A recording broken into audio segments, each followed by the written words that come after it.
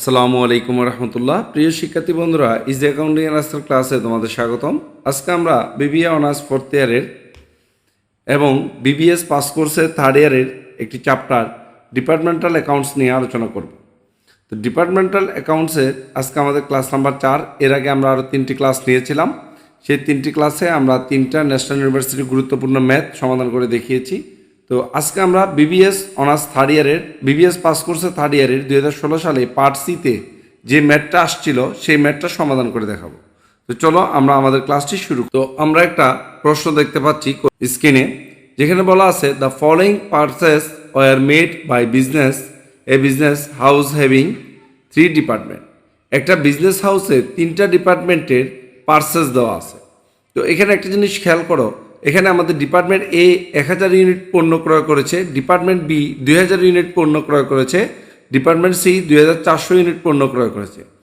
এই পণ্যগুলোর টোটাল ক্রয় মূল্য হচ্ছে 1 লক্ষ টাকা। তাহলে 1 লক্ষ টাকা দিয়ে এই 3টা ডিপার্টমেন্ট এই পণ্যগুলো ক্রয় করেছে। স্টক অন 1 জানুয়ারি, 1 জানুয়ারি তারিখে অর্থাৎ ওপেনিং ইনভেন্টরি দেওয়া আছে। এখানে ডিপার্টমেন্ট এ বি সি এর কিছু ওপেনিং ইনভেন্টরি দেওয়া আছে এবং সেলস দেওয়া আছে। ডিপার্টমেন্ট এ বি সি এর সেলস ইউনিটগুলো দেওয়া আছে এবং সেল প্রাইসগুলো দেওয়া আছে। এরপর বলা আছে prepare a departmental income statement from the following particulars assuming that the rate of gross profit is the same in the case. প্রত্যেকটা কেসে গ্রস প্রফিটের রেটটা সমান বলা হয়েছে। তো এখানে যেহেতু একটা জিনিস খেয়াল করো, আমরা এর আগে যে 3 নম্বর ক্লাসে যে ম্যাথটা সলভ করেছিলাম সেই ম্যাথটাতে কিন্তু আমাদের এখানে সেল প্রাইসটা দেওয়া ছিল আর এখানে পার ইউনিটের ক্ষেত্রে কস্ট প্রাইসটা দেওয়া আছে। তো এই অঙ্কে কিন্তু দেওয়া আছে কি, সেল প্রাইসটা দেওয়া আছে পার ইউনিটে আর টোটালে দেওয়া আছে কস্ট প্রাইসটা। তো এখন আমরা এই ম্যাথটা সলভ করবো কীভাবে? তো যেহেতু এখানে আমাদের বলা হয়েছে গ্রস প্রফিট রেট সেম, তো গ্রস প্রফিট রেট যদি সেম থাকে আর সেল প্রাইস যেহেতু 3টা ডিপার্টমেন্টে ভিন্ন, তার মানে অবশ্যই আমাদের পারচেস প্রাইসও 3টা ডিপার্টমেন্টে ভিন্ন। কারণ পারচেস প্রাইস যদি একই হয় তাহলে গ্রস প্রফিট রেট কখনো একই হবে না বা এক সমান হবে না। একটাতে গ্রস প্রফিট বেশি হবে, একটাতে কম হবে। তো যেহেতু গ্রস প্রফিট রেটটা এখানে সেম বলা হয়েছে, তো আমাদের বুঝতে হবে এখানে পারচেস প্রাইসটাও 3টা ডিপার্টমেন্টের ভিন্ন ভিন্ন। তাহলে এখন 1 লাখ টাকা 3টা ডিপার্টমেন্ট টোটাল যে 1000, 2000 আর 2000, 4400, 5400 ইউনিট, 5400 ইউনিট পণ্য ক্রয় করছে 1 লক্ষ টাকা দিয়ে। তাহলে এই 1000 ইউনিট এই ডিপার্টমেন্টের পণ্যগুলোর দাম কত, বি ডিপার্টমেন্টের পণ্যগুলোর দাম কত, সি ডিপার্টমেন্টের পণ্যগুলোর দাম কত, এই জিনিসটা আগে আমাদের বের করতে হবে। এটা যদি আমরা বের করতে পারি তাহলে আমরা সহজেই অঙ্কটা করতে পারবো। তো আমাদের সর্বপ্রথম লাগে কস্ট পার ইউনিট। তো কস্ট পার ইউনিট বের করার জন্য আমাদের যে কাজটা করতে হবে সেটা হচ্ছে যে পণ্যগুলো আমরা 1 লক্ষ টাকায় কিনেছি সেই পণ্যগুলোর বিক্রয় মূল্য কত সেটা আমাদের জানতে হবে। তাহলে আমরা গ্রস প্রফিট রেটটা বের করতে পারবো। তো এখানে আমরা এখন 1000 ইউনিটের সাথে এই যে সেল প্রাইস পার ইউনিটগুলো আছে, ডিপার্টমেন্ট এর ক্রয়ের সাথে ডিপার্টমেন্ট এর বিক্রয় পার ইউনিটটা গুণ করব। তাহলে আমরা এই যে পণ্যগুলো ক্রয় করলাম আমরা 1 লক্ষ টাকা দিয়ে, সেটার বিক্রয় মূল্যটা আমরা বের করতে পারবো। তো এখানে আমরা প্রথমে লিখব calculation of sale value of purchase product, অর্থাৎ যে পণ্যগুলো আমরা কিনেছি সেই পণ্যগুলোর সেল প্রাইসটা আমরা এখন বের করব। তো ডিপার্টমেন্ট এতে দেখো তোমরা, ডিপার্টমেন্ট এতে ক্রয় করা হয়েছে 1000 ইউনিট আর এখানে আছে আমাদের টোটাল 20 টাকা, বিক্রয় মূল্য কত 20 টাকা। তাহলে 1000 গুণ 20, তার মানে এই যে পণ্যগুলো আমরা এই ডিপার্টমেন্টের 1000 ইউনিট পণ্য ক্রয় করেছি এগুলোর বিক্রয় মূল্য আছে 20,000 টাকা। সিমিলার আমরা এভাবে ডিপার্টমেন্ট বি এরটা করবো। বি এরটা 2000 ইউনিট 22.5 টাকা করে 45,000 টাকা। ডিপার্টমেন্ট সি এরটা 2400 ইউনিট 25 টাকা করে 60,000 টাকা। তার মানে টোটাল আমাদের বিক্রয় মূল্য হচ্ছে 1,25,000 টাকা। তার মানে যে পণ্যগুলো আমরা 1 লক্ষ টাকা দিয়ে কিনেছি সেই পণ্যগুলোর বিক্রয় মূল্য হচ্ছে 1,25,000 টাকা। তাহলে টোটাল সেল ভ্যালু পেয়ে গেলাম 1,25,000 টাকা। তার মানে 1,25,000 টাকা মূল্যমানের বিক্রয়ের যে পণ্যগুলো আমরা 1,25,000 টাকা বিক্রয় করতে পারবো সেই পণ্যগুলো আমরা কিনেছি কত দিয়ে, 1 লক্ষ টাকা দিয়ে। তাহলে লাভ হলো কত, 25,000 টাকা। তার মানে 25,000 টাকা আমরা লাভ করেছি এই পণ্যগুলো ক্রয় করে।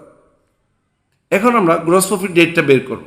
তো গ্রস প্রফিট রেটের সূত্র কি দেখো, গ্রস প্রফিট রেটের সূত্র হচ্ছে প্রথমে গ্রস প্রফিটটা বের করি, sales minus cost of goods sold. তো 1,25,000 টাকা সেল ভ্যালু, এখান থেকে আমরা কস্ট অফ গুডস সোল্ডের 1 লক্ষ টাকা, কস্টের টাকা বাদ দিলে 25,000 টাকা লাভ হয়েছে।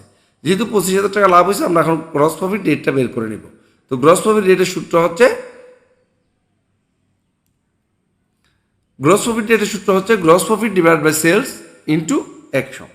এখন গ্রস প্রফিট রেটটা আমরা কি সেলসের উপর বের করব না কস্টের উপর বের করব? একটা জিনিস মনে রাখবা, আমাদের এখানে পার ইউনিট যেটা দেওয়া আছে, পার ইউনিট আছে কি সেল প্রাইসটা।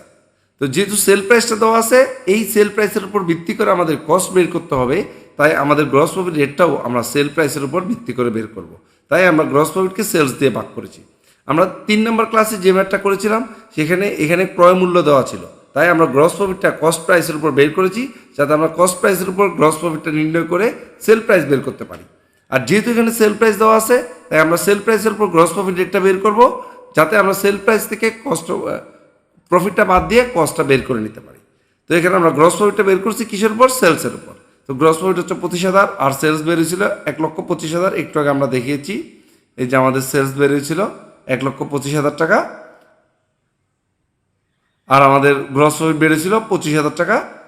এই 25,000কে 1,25,000 দিয়ে ভাগ 100 দিয়ে যদি আমরা গুণ করি, তাহলে আমরা পেয়ে গেলাম 20%। রেট অফ গ্রস প্রফিট হচ্ছে 20%। এখন আমরা যে কাজটা করব, এই গ্রস প্রফিটটা বাদ দিয়ে আমরা কস্ট প্রাইসটা নির্ণয় করে নিব। তোমরা যারা এখনও আমার চ্যানেলটি সাবস্ক্রাইব করোনি, তারা অবশ্যই আমার চ্যানেলটি সাবস্ক্রাইব করবা এবং পাশে থাকা বেল আইকনটিতে তোমরা প্রেস করবা, যেহেতু আমাদের ক্লাসগুলো আপলোড করার সাথে সাথে তোমাদের কাছে নোটিফিকেশন চলে যায়। এবং সাথে সাথে আমাদের ফেসবুক পেজ ইজি অ্যাকাউন্টিংয়ে তোমরা লাইক দিয়ে আমাদের সাথেই থাকবা, তার আপডেট আমাদের ইনফরমেশনগুলো তোমরা পেয়ে যাবে। তো চলো আমরা আমাদের ক্লাসে ফিরে যাই। এখন আমরা যে কাজটা করব সেটা হচ্ছে calculation of purchase price per unit. Purchase price per ইউনিটের সূত্র হচ্ছে sale price minus profit per unit. যেহেতু কস্টের সাথে প্রফিট যোগ করলে সেল প্রাইস আসে, কস্টের সাথে প্রফিট যোগ করলে সেল প্রাইস আসে, সেহেতু আমরা সেল প্রাইস থেকে প্রফিট বাদ দিলে কি পেয়ে যাব? সেল প্রাইস থেকে প্রফিট বাদ দিলে আমরা কস্টটা পেয়ে যাব। এখন আমরা প্রথমে ডিপার্টমেন্ট এর সেল প্রাইস হচ্ছে 20 টাকা। আর আমরা একটু আগে জানি গ্রস প্রফিট রেট বের করেছিলাম। গ্রস প্রফিট রেট ছিল আমাদের 20%। এই 20% মাইনাস করে দিলে আমরা কস্ট প্রাইসটা পেয়ে যাব। তো এখানে আমরা 20 টাকা 20% মাইনাস করছি, তাহলে 4 টাকা বাদ দিলে আসে 16 টাকা।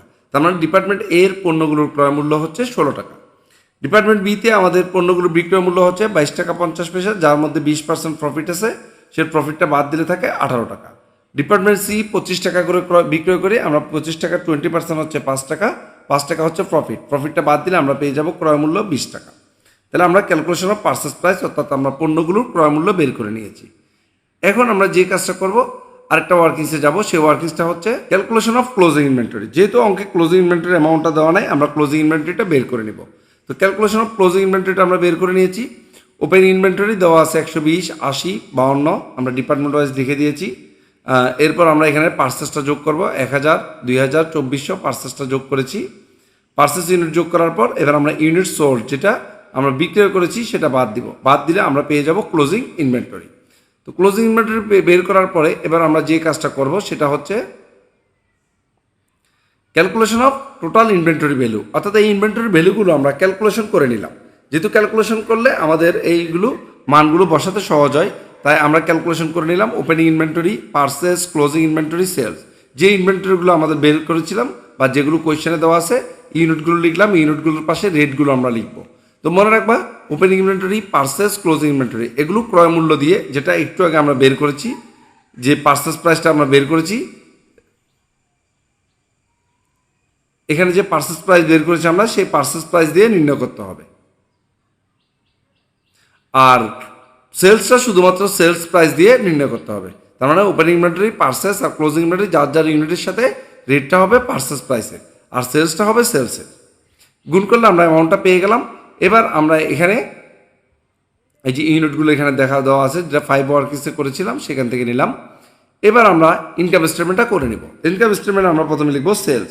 সেলস কত এটা আমরা একটু আগে দেখেছি। এখানে আমরা সেলস বের করেছি 20,400, 43,200, 62,400, সেটা আমরা এখানে বসাই দিলাম। যেহেতু আমরা ক্যালকুলেশন করে নিচ্ছি, আমাদের জন্য বসানোটা খুব সহজ।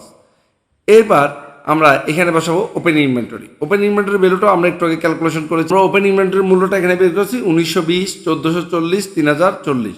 এই যে 1920, 1440 আর 3040 ওপেন ইনভেন্টরির জায়গায় আমরা বসাই দিচ্ছি। এটার সাথে আমরা যোগ করব কি পার্সেস। তো পার্সেসটা কত আছে দেখো, 16,000, 36,000, 48,000। এই 16,000, 36,000, 48,000 আমরা পার্সেসের করে বসাই দিলাম 16,000, 36,000, 48,000। ওপেন ইনভেন্টরির সাথে পার্সেসটা যোগ করে আমরা বাদ দিব ক্লোজিং ইনভেন্টরি। ক্লোজিং ইনভেন্টরি কত আছে 1600, 2880 এবং 1020, এই যে 1600, 2880 এবং 1020। তাহলে ওপেনিং ইনভেন্টরির সাথে পার্সেল যোগ করে যদি ক্লোজিং ইনভেন্টরিটা আমরা বাদ দিয়ে দিই তাহলে আমরা পেয়ে যাই cost of goods sold. Sales থেকে কস্ট অফ গুডস সোল্ড যদি আমরা বাদ দিই তাহলে আমরা গ্রস প্রফিটটা পেয়ে যাই। তো আশা করি তোমরা এই ম্যাথটা বুঝতে পারছো, এবং এই ম্যাথটা খুবই গুরুত্বপূর্ণ, এবং 3 নম্বর ক্লাস এবং 4 নম্বর ক্লাস এই দুইটা ম্যাথ অনেক সময় ঘুরিয়ে ফিরিয়ে আসে। তো একটু মনোযোগ দিয়ে তোমরা সবাই দেখবা। ধন্যবাদ সবাইকে আমাদের ক্লাসটি দেখার জন্য এবং আমাদের সাথে থাকার জন্য।